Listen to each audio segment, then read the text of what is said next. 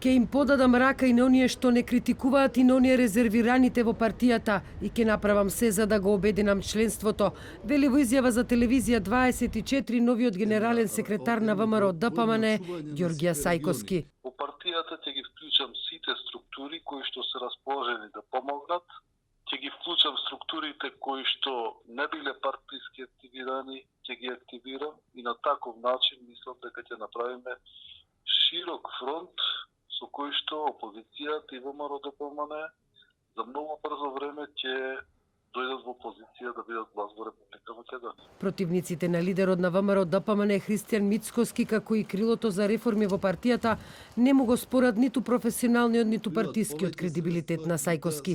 Сепак, поранешниот заменик генерален секретар, сега лидер на македонски концепт Петар Богоевски, вели дека Сајковски само фигуративно ќе извршува функцијата генерален секретар. Среќа нека е работата и би му честитал и на господинот Илија Китановски, кој е негов ментор, нешто како што досега го имавме господинот Милена Киевски, генерален секретар во партијата, а пред јавноста господинот неговиот перијаник господинот Јанушев. А поранешниот амбасадор на Македонија во Унгарија Игор Есмеров вели дека треба да се остави време за да се цени како Сајковски ќе се снајде на новата функција. Сите личности што се сега влезени во органите на партијата после овие промени, според CV-ата и според она што го имаме како информација, основна информација, се кредибилни личности и професионалци во своите професии. Спорно е тоа што после 4 изборни порази председателот се уште инсистира да остане председател, без да провери својата поддршка. Со ова не се согласува Богоевски, кој вели дека персоналните промени во ВМРО ДПМН не се ништо друго,